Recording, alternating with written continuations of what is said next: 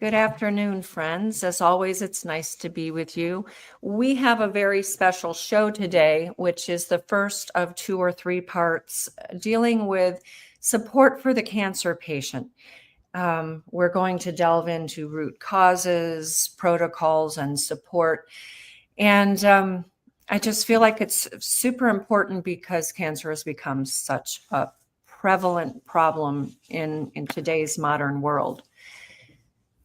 That said, I first want to talk a little bit about our upcoming event, Health and Healing God's Way, April 25th through 27th near Roanoke, Virginia, at the Montgomery Farm and Melvin's Farm to Fork store.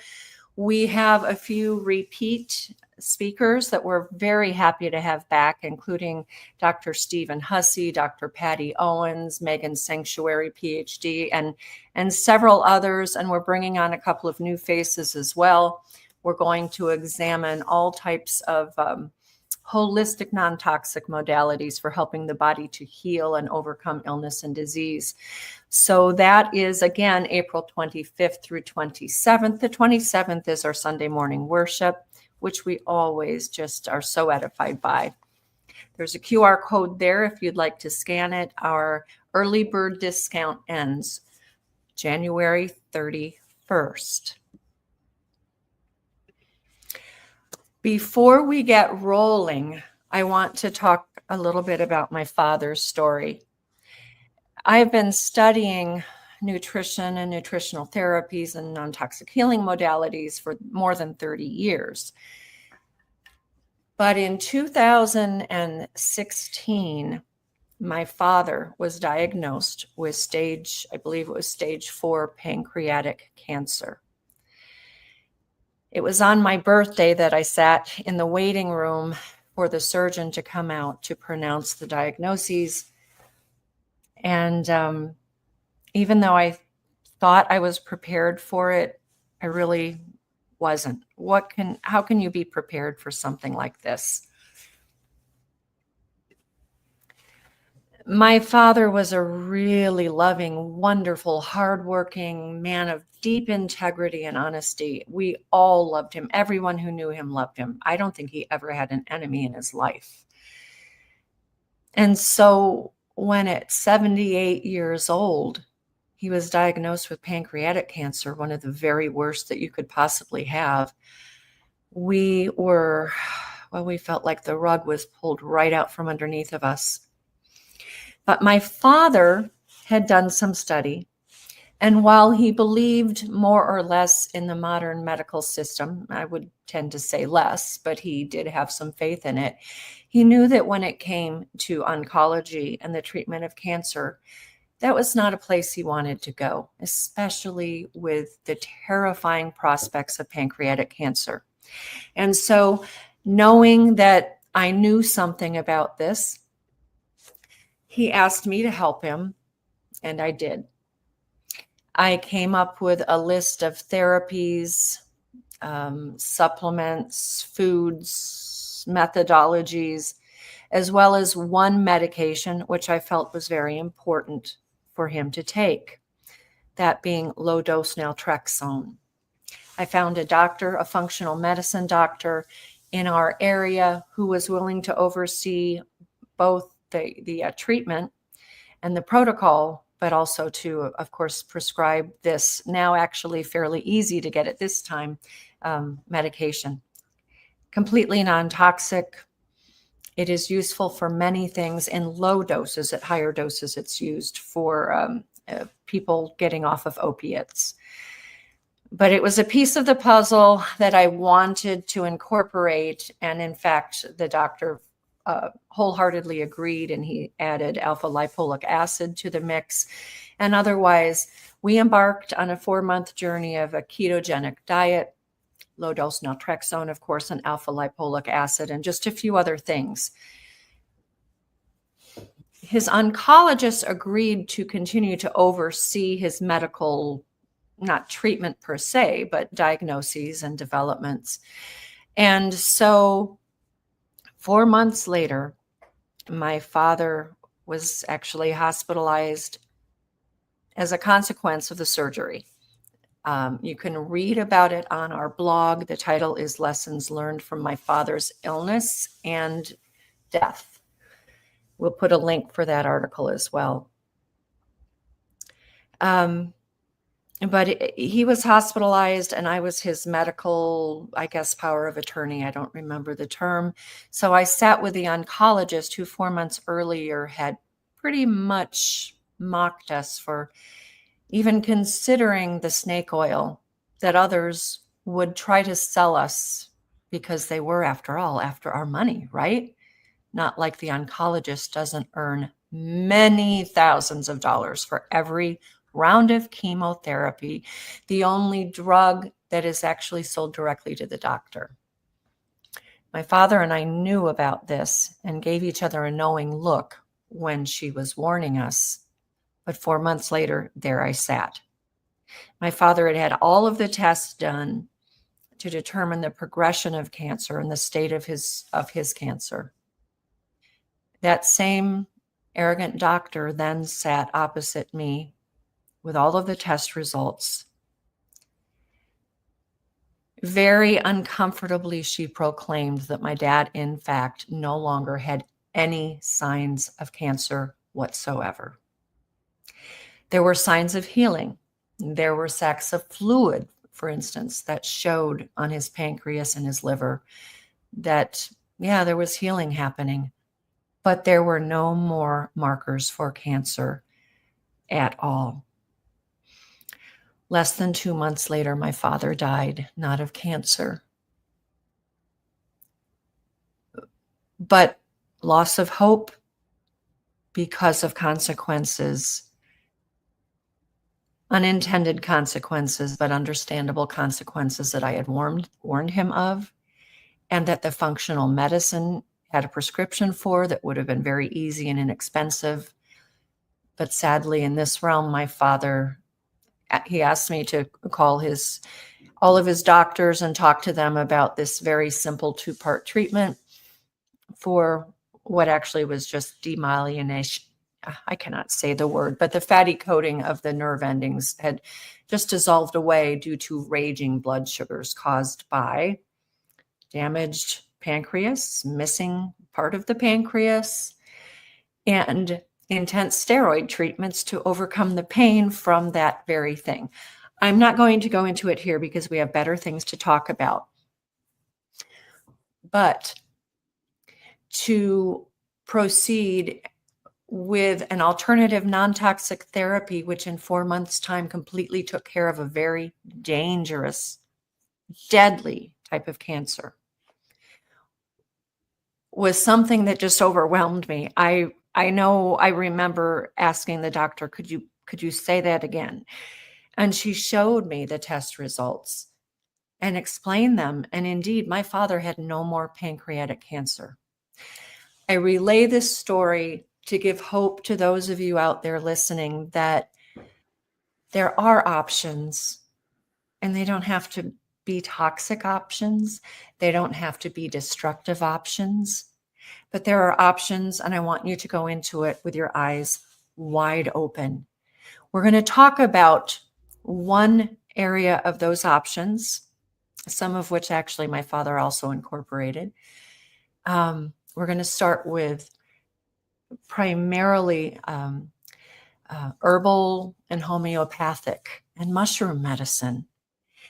But I'm going to briefly tell you also about some of the other things that we did. Liposomal vitamin C or IV vitamin C treatment is well known to help overcome cancer, coupled with glutathione to detoxify after the death and destruction of the cancerous cells.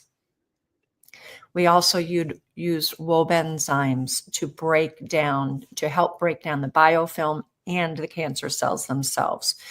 So these are two things: the liposomal vitamin C, which is purported to be as effective, as absorbable as intravenous vitamin C. And in fact, this is what my father did. And the wobenzymes, just two components, very effective. All right, with that, I'm going to bring on Dr. Aron McNicholas from Indianapolis. Am I correct? Yep, I'm coming from Indianapolis. Yeah. Yeah. Well, I am really happy to have found you, and I really like your website and learning what you're doing. And I'm super excited about what you have to share with us. So I'm going to start off with asking you just to introduce our audience to what you do, how you came to be doing what you're doing, and a little bit about your background. Sure. Well, Maureen, thanks so much for having me on the show today. It's a pleasure to get to speak with you and your audience. And yeah, I mean, it sounds like you've had quite a bit of education yourself in this realm with, having to go through it with your family. So I'm excited to hear some ideas from you as well today. Yeah. And this question, honestly, what it is do I exactly do is probably the question I struggle with the most. It's kind of like the elevator pitch, you'd say. So I'm a functional medicine practitioner and an herbalist. Now, I'm not a doctor. I didn't go to an AMA accredited medical school, and I've purposely not done that. So I don't treat, diagnose, cure, or do any of those kinds of things. But I did get a master's degree in functional medicine and nutrition, and I've attended herbalism schools like they're a bad habit. I've gone to many at this point.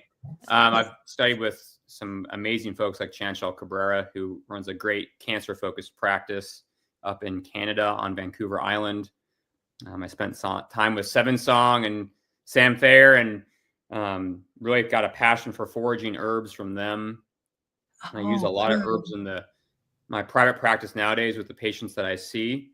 And I'd say the majority of the patients that come see me are going through some form of cancer, but I help lots of other things like autoimmune or gut issues or hormonal imbalances.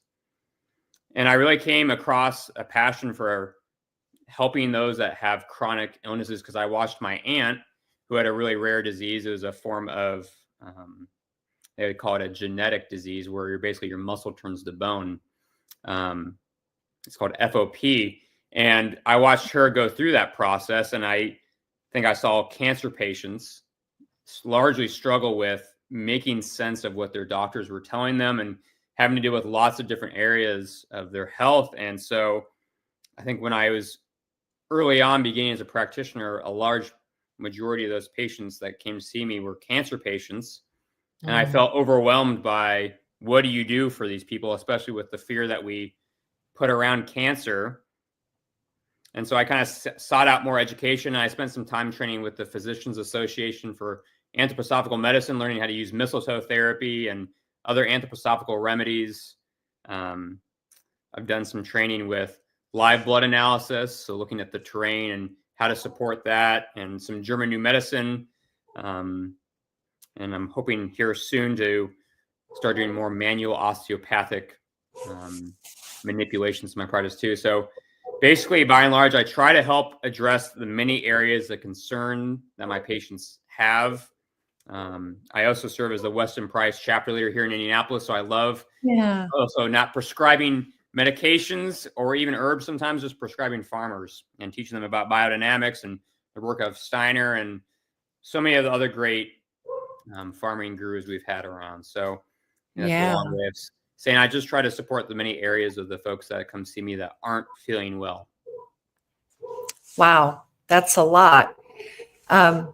There's so much that we could delve into here. It's like many rabbit holes, and we have to choose which rabbit holes we're going to go down in the limited time that we have.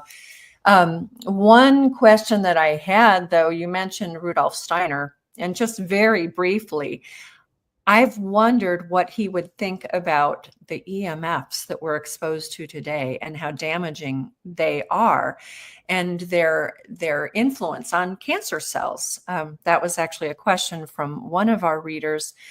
And that in itself cannot be overstated.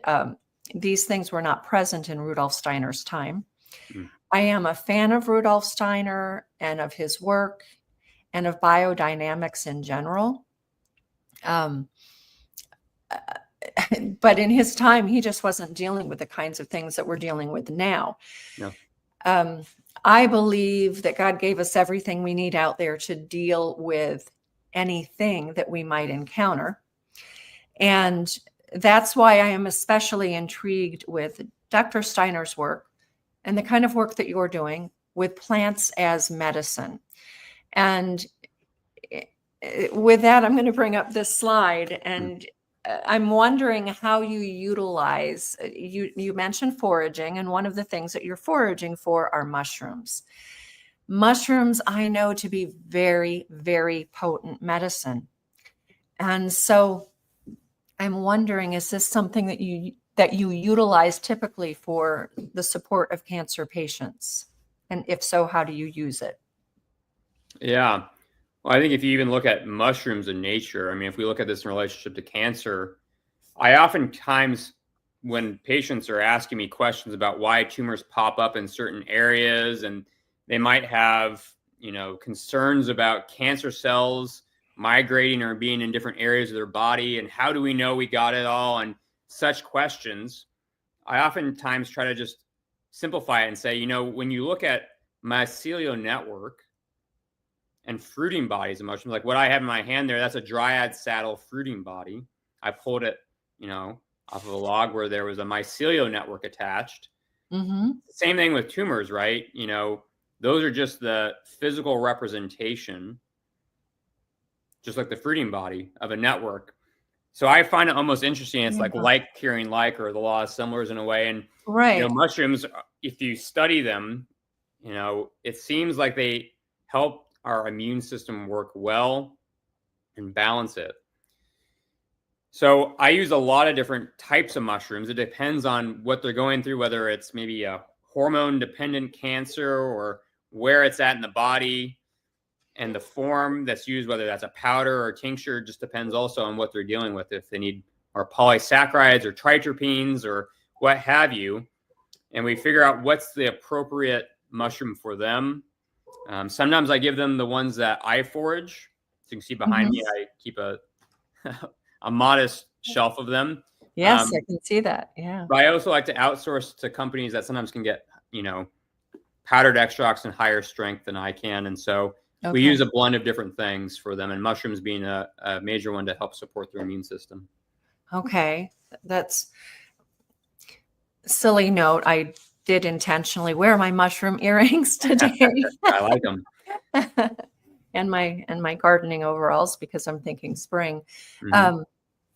I've learned some about mushrooms for medicine. I don't know enough, and I'd like you to address what are some of the most important or the key elements to mushrooms as medicine.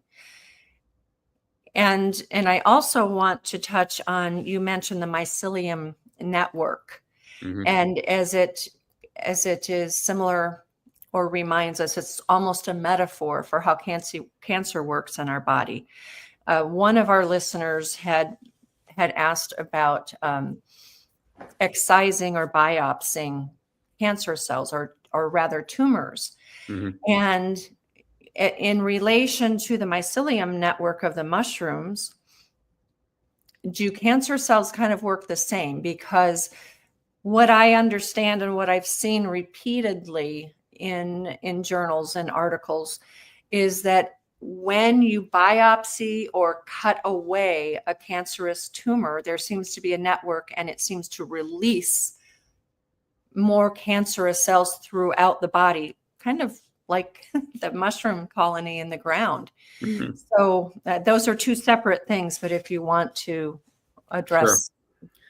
Well, what I would say is, I'm by no means against some of the good tools that allopathic medicine provides. We want to be smart about how we contract with that system. Everything's a contract. And so sometimes allopathic medicine has really good imaging and testing, some stuff that I can't even order when I do live blood or I do lab work for patients. So sometimes biopsies might be helpful, but you're very right. When you go in like that, you create inflammation. And we know that inflammation can be a major issue and driver for many different diseases besides cancer even. So you might ask yourself, what things could I do beforehand, such as labs or other assessments, get a couple of different opinions before you do that. But you might already have a great strategy just by having some imaging done. Yeah. So I think always asking yourself that, what's the least interventional, and then working your way up. It's the Yes. same reason that whenever someone comes to see me, we always talk about diet and water and their elimination Yeah. pathways. And then we build on top of that. If I didn't do that, then I'm not getting the core foundation. So with people considering that, I would just make sure those bases are covered, have some other testing done, and see if that needs to be done before you go create unneeded inflammation like that. Yes. And the potential for the spreading of the cancerous cells. And of course, that's a tough one, but I'm with you that the least intervention has got to be, in my mind, the safest intervention. Well, even right there, if we even start with that, many people, how many people are sourcing from biodynamic farms for their diet, right? Organic in the store isn't organic, right? And it just means that they're using organic pesticides, right? So yes. I think we can even spend a time there. I mean, Steiner said, I'm just trying to find my grandma's potato, right? He just was aware of the nutrition quality that had gone down. And so water too, I mean, how many people drink structured water? That's actually living alive. And, you could have a whole discussion on why cancer cells are a cytoplasmic disruption that causes cancer, and how structured water plays a role in that. Right. And how many people are also constipated? They don't actually get those mini detoxes throughout the day. So, that's the groundwork that you got to cover and then go from there. And I think if you did that, a lot of people would just benefit, besides having to go into many other modalities that we could go into. You mentioned several things there, and the constipation grabbed my attention because I have a friend with chronic lifelong constipation. And I know others as well have that problem regularly, but that is a primary source of detoxification for the body. And so when you cannot eliminate the very toxins your body's trying to get rid of, they're just welling up inside of you, creating and releasing more toxins. Now, my father did coffee enemas. That was something I had read a lot about. And he continued to do those. I actually did it myself a couple of times. I would try some things before I would suggest it to my father, or just out of curiosity. That was one thing. So we want to get rid of chronic constipation. Absolutely. Taking more fiber is not the answer. Yeah. And I'm afraid that's why some people have a building problem with that. But I think if people just kind of kept in mind, like a couple months ago, I was at my office and I came outside and I found a little kitten right next to my car. So I scooped him up. I went home and I cleaned him up, and I've been feeding him, and now he's fat. And what I've noticed is every time I feed him, he's got a bowel movement. Yep. And we want to pretend like we're different than that, but we're really not. For every meal we have, we should probably have a bowel movement. So most people, that should be 2 or 3 a day. And if you're detoxing, it might be more. And so the work of like Dr. Gerson doing coffee enemas, I mean, that even syncs up with structured water. We talk about getting potassium into the cells. We get rid of toxins. We get a glutathione push. I mean, if you look at, I think all those therapies, we're trying to get toxins out, structured water back into the cells to help them. And we're just trying to get people back in balance. And so I think coffee enemas are one of those major detoxes that would be well worth considering. Try to get organic roasts, absolutely, and light roasts, or maybe even just green coffee. And try them out. They're great. Yeah. Can you tell us a little bit? You mentioned structured water. I'm familiar with it, but it's an important thing. So can you just briefly tell our viewers what it means to have structured water and why it's important? Yeah. I mean, if I was listening, I would just think about, we used to get our water from just these springs, right? You used to just go dip your hand or a vessel in and drink that. And think about how life affirming that would probably be. It wouldn't be piped in at 90-degree angles in a rusted out pipe, polluted with fluoride and other drugs that are in the major water supply. So we need to make sure that we're getting good water nowadays. And not many of the patients that come see me or the people that hear me talk have springs on their property. But if they did, I'd probably source a lot from a primary spring. Yeah. Or what I would do is like what I do at my home is I have a distiller, and I distill the water. I then make sure to vortex it, and I use something called an analemma wand, but you can use many different structuring devices to vortex it and create some coherence. I make sure it's mineralized and at a cooler temperature. And there's some great resources like Tom Cowan's book, Cancer and the New Biology of Water, anything by Victor Schauberger or Dr. Gerald Pollack, Dr. Emoto. Those are all great. So I would look at getting actual living water into you, and drinking that as your primary water source and increasing it to help also with those, ways to have bowel movements as well. Getting good water into you, that'll be one major way to also increase your bowels. Okay, good. And so that's also by default a way to help support the cancer patient through detoxification. What are some other things that you utilize then? I'm going to toss up a picture here because here's one that I like. And you mentioned briefly mistletoe. Bring you back there.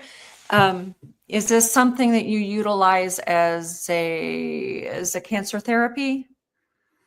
Yeah. So if people aren't familiar with mistletoe or Viscum album, it's a really amazing plant, and its usage, I was mostly educated through the anthroposophical lens. So if people aren't familiar with anthroposophical medicine, it's largely from the work of Rudolf Steiner, and also he had a physician working with him named Ida Wegman. And, Steiner was a Austrian philosopher. He had some very interesting ideas on farming and spirituality and also medicine. And when he started working with Ida Wegman, they started using mistletoe to support cancer patients. And largely nowadays, even in European hospitals, they use it as a major supportive modality.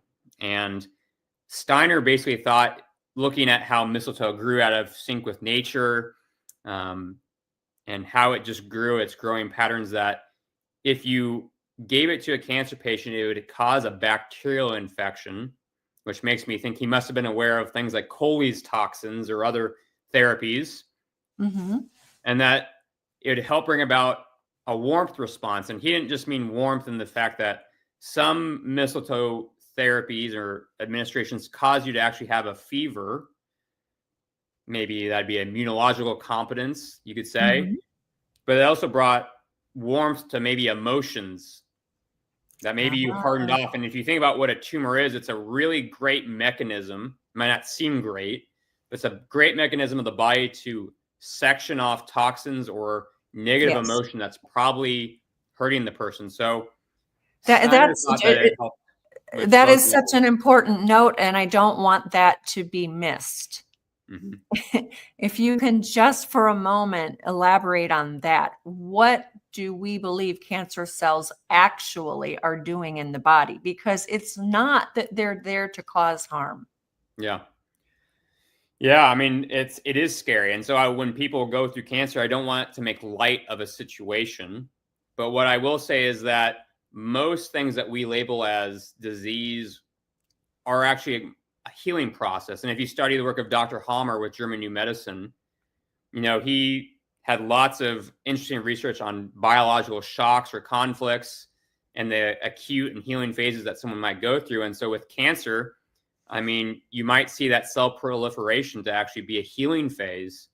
And healing phases can kill people, but if we understand why we maybe are dealing with a disease in the first place, and address those emotions and maybe just bring some awareness to it, then we can really do a lot. So understand that, well, this is the thing, the root cause. This is the thing that makes me really sad and concerned for just following straight allopathic modern medicine. It does not ever address the root cause. It always addresses symptoms, and cancer cells are actually a symptom of toxicity, or even, you mentioned emotions, and we're going to have an episode just on how emotions dictate our health or manipulate or control our health. But there is something really important there. Cancer cells are not just popping up and they're just these abnormal cells that the body produces for some unknown reason. They're there for a reason. So a tumor, for instance, I believe, and please tell me what your thoughts are, I believe a tumor is actually encapsulating some sort of toxin to stop it from harming the body. Is that your understanding? Yeah. I mean, I think largely what I help people try to do is let's make sense of things and not make things harder than they have to be. I think we only get sick for one of three reasons. Either there's some kind of emotional conflict that's gone on. Yeah. You've gotten poisoned by something that could be EMF, glyphosate, vaccinations, or many other toxins today. Or you have some kind of nutritional deficiency or just deficiency in general. And those are really, in my viewpoint, the only three reasons. I mean, you might also have a karmic path. It's supposed to be something you're going through. I'd put that in the emotional category, but Yeah. that's really the only reasons I view that people get ill. And I agree. And the emotional aspect is so overlooked, as are some of those medical inputs. So instead of seeing this cancer as the enemy, maybe we should see it as the banner, the warning sign. You've got stuff going on here. Let's deal with it. And instead of, I don't want to disparage anyone for choosing chemotherapy and radiation. I understand the fear of it, and I understand why people go that route. I personally absolutely would not. There are many other therapies and treatments that are very effective and help to support the body and the cancer patient to overcome many things, including cancer. And as I mentioned earlier on, I believe everything is right at our fingertips, outside, including the energy from the sun and from the earth and the ultraviolet rays that we're told to be afraid of, but all the plants that are out there, and healing from emotional, sometimes trapped and unrealized emotional traumas and hurts. There's so much, but let's kind of morph maybe into how do we support the body with plants. So we talked a little bit about mistletoe, and I do think it's interesting that people tend to view cancer as parasitic, and mistletoe is a parasite. And actually with Steiner's teaching, from what I understand, he would view things like causing like homeopathy, and you utilize homeopathy as well. So let's kind of go into how we can support the body. Then we'll talk about emotions probably another time because that gets pretty deep. But just using plants as medicine and mushrooms as medicine, beyond mistletoe, what are some other things? And I'm going to bring up this picture. I don't actually know if this is a photo of, tell me what's in there. I recognize a couple of things, but I want to be sure. The one in the middle is a coral tooth mushroom, which is similar. It's in the same genus as lion's mane. So people probably have heard of lion's mane mushroom. Yeah. Those are aborted entaloma mushrooms as well. So shrimps of the woods, and those are other great mushrooms you can eat. So I did want to bring up, I think even just people, if they're looking at their diet, it's wonderful to include some of these wild mushrooms or wild foods because it adds that diversity to the gut microbiome. And I think it helps to repopulate. I mean, they've done studies of people who eat even organic versus wild diets of how they're starting to regrow certain species like oxalobacter, which is influential on our crystalline diseases like gout, for example, and how that oxalobacter species re-inoculate in the gut is protective. So yeah, including wild foods, ramps, nettle, mushrooms, those things are really important, I think, as well. I did want to address too, you brought up parasites in the sense of cancer. Yeah. It's become a hot topic with things like ivermectin being used in cancer therapies nowadays. And that was another question. Yeah. And I mean, this morning even, I was asked my opinion on using ivermectin. Yeah. So what I would say is that we have a lot of opinions. And even when you guys hear me, I mean, I don't know anything. you got to be humble enough as a practitioner nowadays to admit that we're just all making guesses. And I think you got to find a practitioner you resonate with. And from what I've learned from live blood cell analysis, and again, I'm not an expert in anything, but what I understand is that when you look at live blood, you do see little squiggly things that look like parasites that you could mistake for that. Mm-hmm. But they're actually myelin forms. They're not parasites. And mostly the parasites that I've had experienced that actually come out of people are things like tapeworms and flukes and those kinds of things in the hollow organs. And those things do come out sometimes if you use more of our resinous compounds like pine resin, for example. But do I think parasites cause cancer? I personally don't. And I know that's probably going to offend some people, but I think there could be a component of, altered terrain. Yeah. And you might ask yourself why my parasites appear in the first place, since it's usually there to help clean up other toxins. So I would look at what's upstream of that first, and then go from there. Before I go on parasite protocols. That is so important. And the last several years, I've been learning more about that. People tend to think parasites, oh no, we got to get rid of them, and using whatever, ivermectin or anything else. But I feel very strongly that they're there for a reason, cleaning up. So just destroying them doesn't actually make you better. It can actually make you sicker, because in destroying them, they're releasing some of the very things that they're there to clean up. And in destroying them, that's happening very suddenly. And in destroying them, you're getting rid of the cleanup crew, which is essential to physical health. So if we are overrun with parasites, or, I raise some animals and used to farm, when we see a lot of a heavy parasite load in livestock, for instance, it's indicative of there being a problem in their living environment. Yeah. So. Yeah, if you just kill those parasites, let's say, and they were in there cleaning up heavy metals, for example, and you don't have adequate bowel movements or elimination pathways, you just have now a bunch of dead things inside of you that are releasing toxins. And I mean, even if you ask me, what do I think about herbs inside of cancer therapies? I mean, even just in any general detox strategy, let's say you have bronchitis or a lung issue, and you go see a herbalist or other practitioner, and they put you on lung detoxifying herbs. That might be great, but then they might come back a month later and say, oh man, now I got liver issues. And then they might come back the next month and say, oh, my kidneys are, and this might sound like some patients, because they always have concerns. And what was never talked about was the terrain, or why, in fact, were they ill. And then we gave them things to detox, but we never opened up their elimination. So basically they go to sleep at night and all the organs sit and say, well, hey, who's going to take on the toxic load? And unless we're having bowel movements and, doing other great things like being outside and having our feet on the ground, having good clean water and diet, but mostly those bowel movements to actually flush things out, then those toxins just go from organ to organ to organ, and people just keep seeing practitioners and they keep being fed on and paying money. So I would say herbal medicine has a great role in healing. I love having people connect with plants and be outside and learn about their many virtues.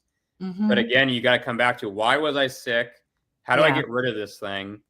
And go through nonsensical modalities that don't confuse people. Yeah. Right. So getting to the root cause and then understanding that and helping the body to heal. And plants can definitely help, like mistletoe, like cilantro, parsley, garlic. Most of us are probably sulfur deficient. So garlic and onions, all of these things that help support the body and the immune system. Some don't want to call it a system, and yet there is some function that we call immunity, and plants can help with that, starting with detoxification, proper detoxification. So I really do want our viewers to understand, and I think anyone who listens to us regularly does understand that we don't necessarily, as you mentioned, believe in the label organic. Biodynamic, absolutely. Yeah. Absolutely. But organic, no. You need to know your farmer or grow your own food. I do buy from a store, but I love to forage as well, Yeah. and use plants as medicine. So what I cannot go out and either grow or harvest from the wild, I do buy in bulk from a couple of reputable sources, including Mountain Rose Herbs. And actually, I think I saw some Mountain Rose Herbs somewhere on your website in a package, but I don't think I have that photo. Okay, so let's talk some more about first detoxification to help support the body of the cancer patient, and then healing, just healing in general. It has to start with detoxification, I believe. Am I correct? I mean, I think the first and foremost, I try to help them just avoid toxins, period. Yeah. And then I'd say most people have been, vaccinated or exposed to EMF or putting something in their body that's probably not the greatest for them. I mean, even myself, I'm sure I can find things in this household that aren't the best. I have material that's probably made of polyester. So I think you need to always know that it's not going to be perfect, but you just do the best you can.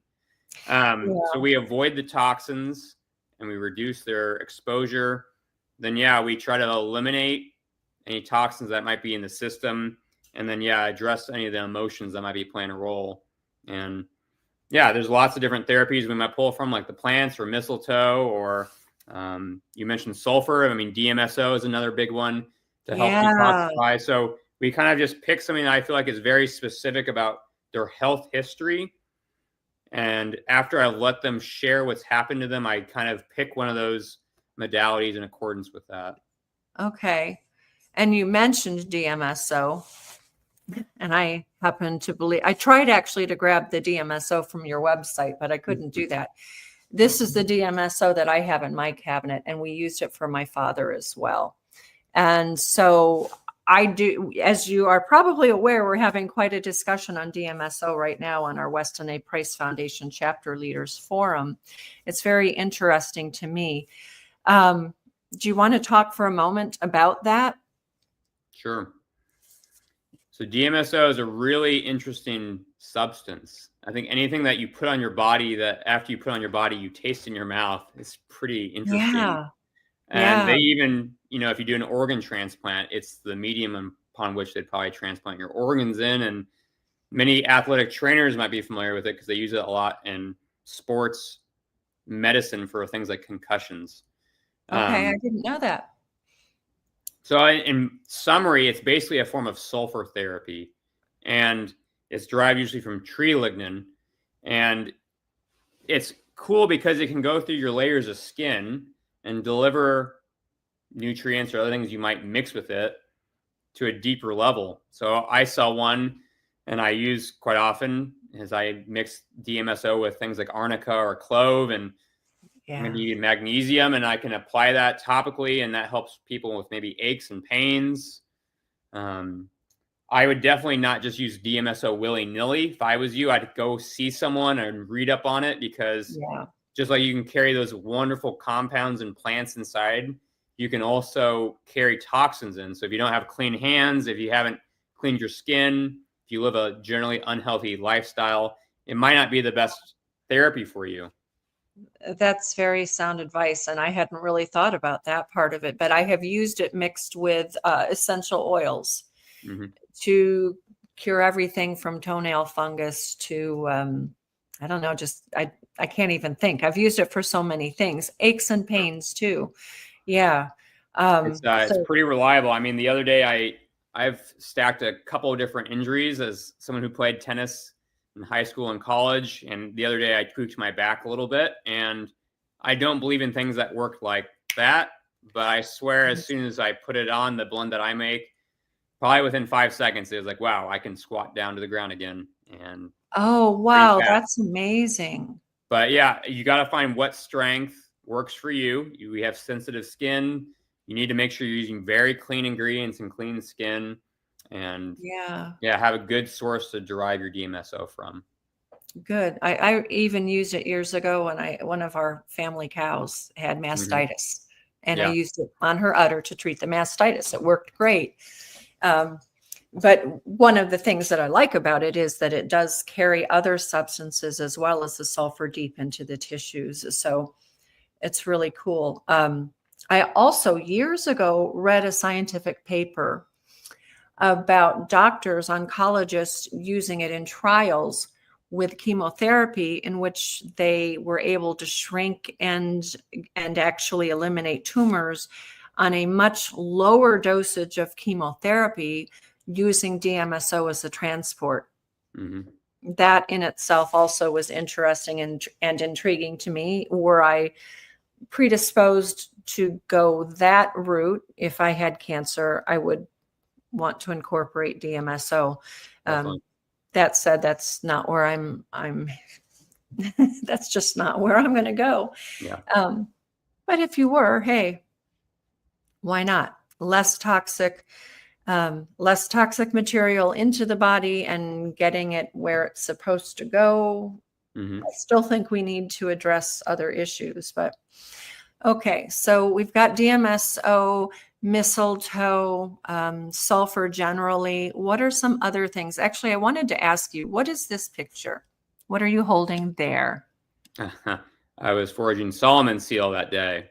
Ah, yes. I recognize that now. That not necessarily for cancer support, but just another good herbal. I use Solomon seal mostly when people have more bone on bone, and the fluid within the capsule is dry and they don't have a lot of moisture and they need good ligament support there. We can use Solomon seal. Again, I don't know. I don't think you can use Solomon seal on its own, but I would probably maybe use things like Solomon seal and DMSO and osteopathy and give that a shot and see how people feel. Okay. So that's often another direction, but I love that. I love these pictures of you foraging. I used to forage on our farm, and I still forage where I am now. I'll mention that I've had some skin cancers, and I've used black salve from bloodroot mixed with DMSO. And that has taken care of the skin cancers quite effectively and actually quite quickly as well. But I do find that when I support my body with the fermented cod liver oil, I have no skin issues at all. And the skin, of course, is a reflection of what's going on inside. And so I'm aware if I start to see something pop up on the surface, I know that there might be something deeper going on. And so I do make it a point to take my fermented cod liver oil every day. That doesn't mean I'm not ever going to have cancer. I don't know. I might have it now and I don't know. I think you remind me of something. I think it'd be good to talk about two things there. So one, first, the black salve. If people aren't familiar with black salve, it is a topical formula that was used to address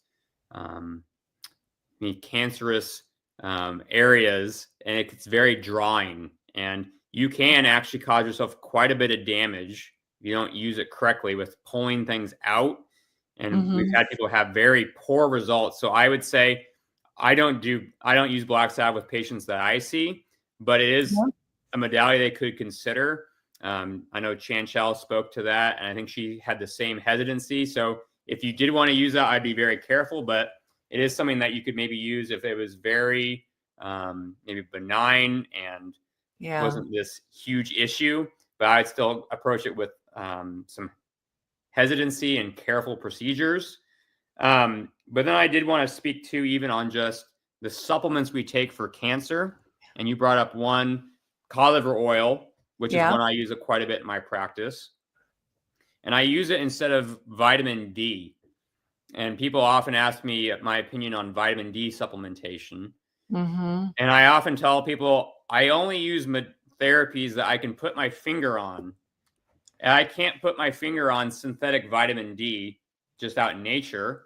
But I could put my finger on a cod, and I guess it's and the oil with inside of it. But Wow. the reason I use cod liver oil because as a natural form of things like retinol and vitamin D, and Yeah. it's A not fully synthetic. And if we formed. supplement with synthetic vitamin D, what we actually see is your storage vitamin D might go up, but we never test your active vitamin D, which is what we actually need when we talk in the context of cancer support. So I would be very Yeah. hesitant about taking large doses of vitamin D, which is a steroid hormone, to suppress your Yeah. immune system and then cause you to have issues long term, in my opinion, at the very least. I'm sure And an people, isolated nutrient at that instead of yeah. taking the food. And that said, I mentioned in my story about my dad using liposomal vitamin C. That is not something that I take or recommend just on a daily basis. That is a therapy that has been proven to be very helpful for a variety of things. And I do use it if we're actually coming down. There have been terrible respiratory something going around lately, and I've used it for that. But I am very leery of supplements generally. Mm-hmm. And I would rather get my vitamin C, like my vitamin D, from real food, not from a laboratory. Yeah, when you think about like liposomal vitamin C, I think you can get some really good results. Mm-hmm. But let's talk about, like, most vitamin C is from ascorbic acid, so that's GMO corn in most of the marketplace. So I don't Yeah. think it's particularly good to make GMO corn more cellularly available to people. So I Yes. make a liposomal vitamin C, and I largely was inspired by an alchemist that I trained with and making this. But I get regeneratively grown wheat from Europe, and that's the form of vitamin C. And I mix it with other Okay. things like amla or acerola cherries and coconut Yes. glycerin and sunflower lecithin. And I make that for my patients and have them take that, because that way it's full spectrum, and they're then Yep. actually getting good non-GMO sources to support their immune system. And again, Yeah. yeah, I'd say that's a great way to support your immune system and help to support detoxification. But if I was just using ascorbic acid, I'd probably avoid it altogether, because I think you could get it from more of your foods.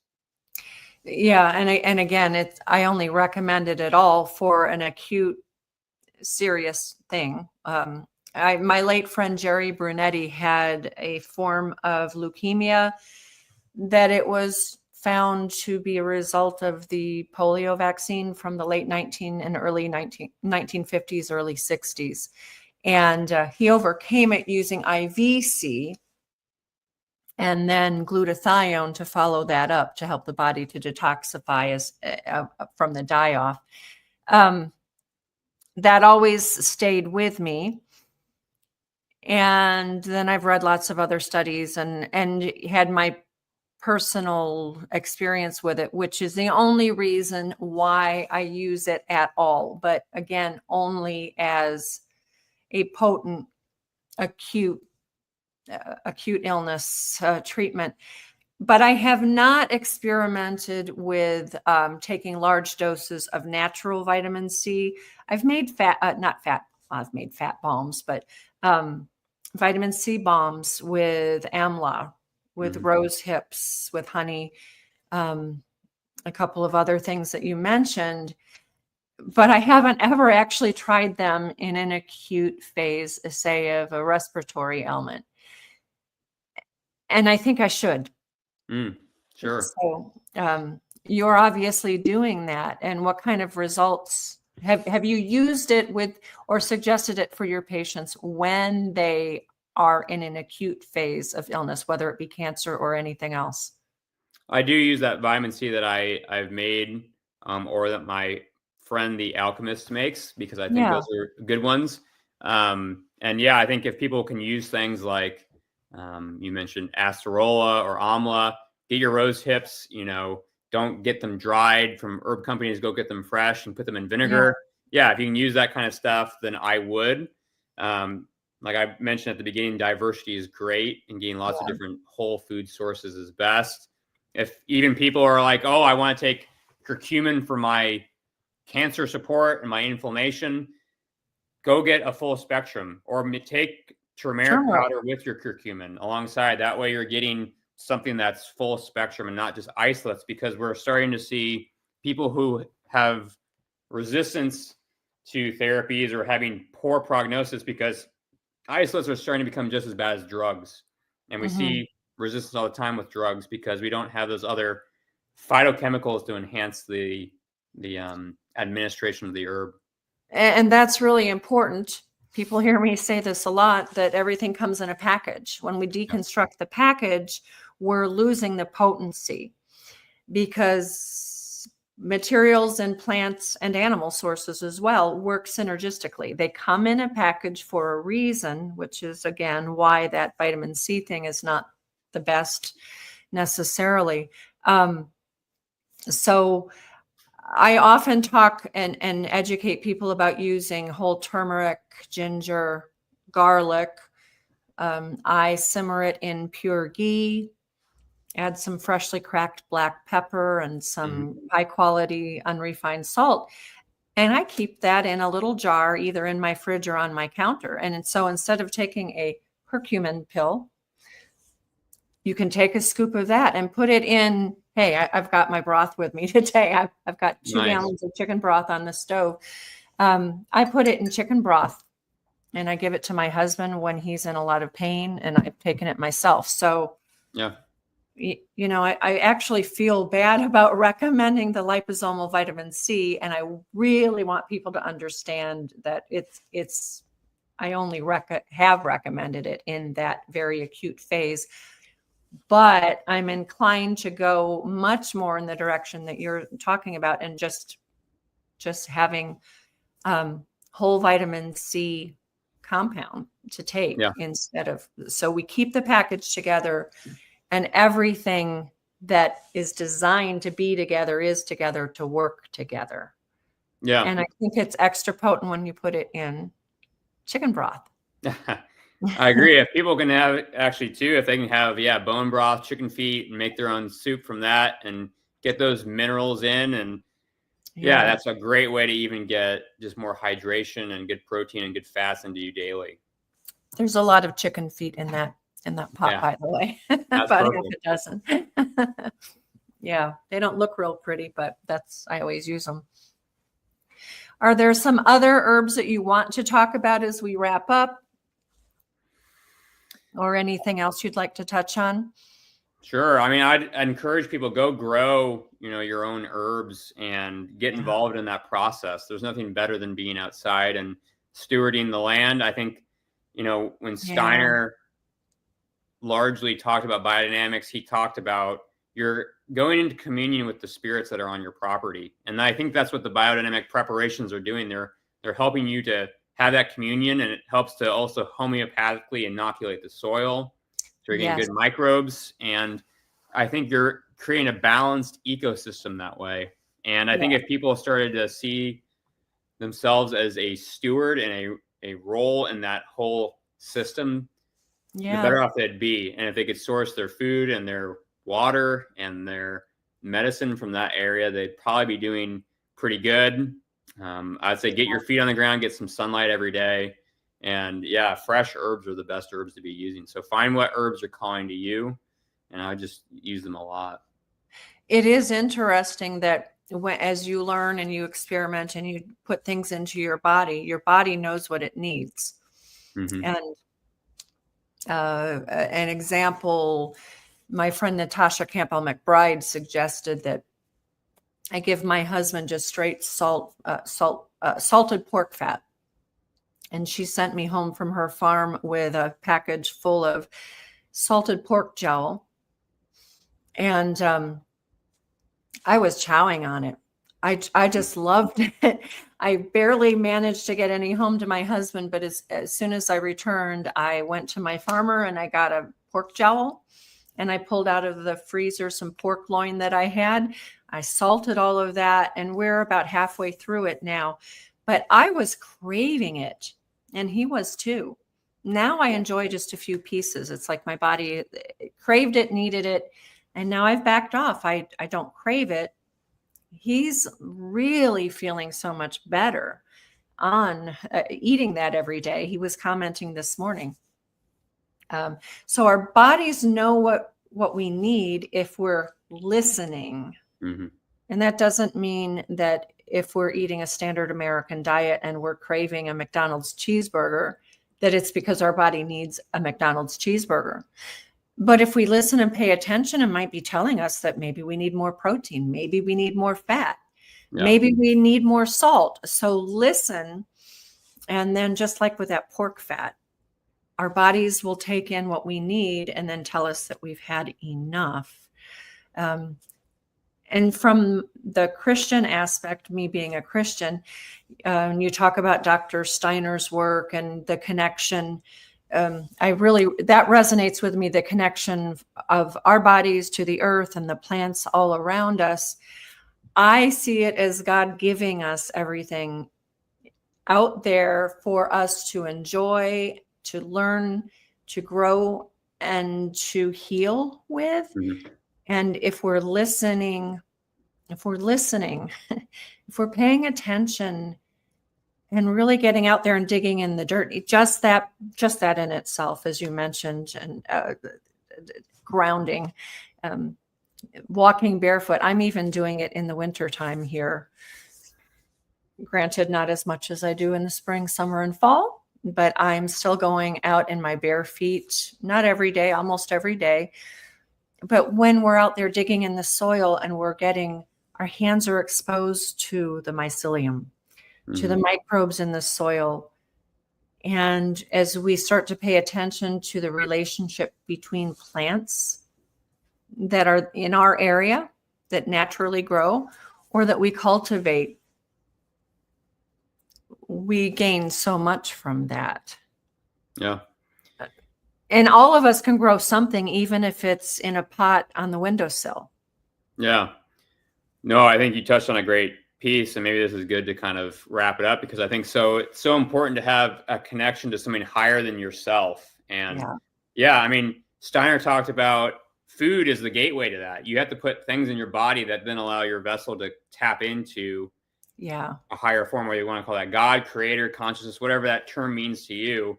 And I can tell you, when I do the things that I know are right, and I get outside and I eat good food and I care for the people around me, and I go sit and I meditate and I tap into that, it's a lot deeper. And I would encourage people to go find that. It could be a church, it could be something. I would encourage you that it's inside of you all times, and you can tap into that every day if you want. And if we ignore it, we're in trouble. Exactly. And then we see dis-ease pop up. And so, find what that means for God in your life. Yeah, very definitely. Very important. Well, Aron, it has been so good. And I think we could go on and on for hours. We will be revisiting some of these connections in future episodes. But today has been very helpful and very encouraging, and I thank you for that. Can you let our viewers know how they can find you, how they can get in touch with you? Yeah. There was a couple of things I wanted to just say in closing. So if people are interested in connecting with my work, or they want to chat with me more, my website's called Heartwood. It's spelled HART. It's Heartwood Herbals. They can email me. It's heartwoodherbals@gmail.com. I'm also on Instagram. We'll put those links in the notes as well. And so, people can check out my private consultation and the classes that I offer, and some of the Weston Price gatherings that I host. But what I will say is, I did want to thank you, Maureen, for having me on and creating a community like this. And there's other people like Sally Fallon too, who have been really important. But there's also, I think this is appropriate since this is a Weston Price associated talk. There's been one guy that's been one of the most influential people in my life, and he probably doesn't even know it because I've never actually met him. And I bet I know who you're going to say. Go ahead. Dr. Tom Cowan. Yeah. I don't know if people know him. If you don't know who he is, I would go check him out. Yeah. But I don't know if also he maybe listens to this at all. But Tom has probably been one of the best people I've ever met in my life. He's helped improve my life beyond words. And how he approaches life and health has helped me and my patients extraordinarily. So, Tom is one of the most kind-hearted and humble human beings I've ever come across. And he is. I think he's a wonderful example of things. And I think working at his new biology clinic would be like a dream of mine, because it sounds amazing what they're trying to You do. can do it. Getting people that are like trying to go against the paradigm to get together and help people make sense of what's going on. And so Tom is wonderful. And just thanks so much to Tom Cowan for what he does and who he is. We will be talking with Tom or Asher. I'm friends with both of them, and I also think a lot of them. And you're right, Tom is a very humble, kind person. I don't always agree 100% on everything, but that's okay. And he doesn't mind my saying that. We will be talking probably with Asher about new biology soon. We keep saying we're going to get together and interview, but we haven't done that yet. But we did interview someone last fall, Melissa, whose son had, little toddler son had, I forget what kind of cancer now, and wasn't doing great. And they got involved with Asher and the local person for the new biology clinic with fantastic results. So I just saw her about a month ago. So there's a lot there, and we will talk about that. I like to talk about lots of different methodologies and ideologies. But obviously, as a Christian, I always come back to God-given food as medicine and God-given medicine generally.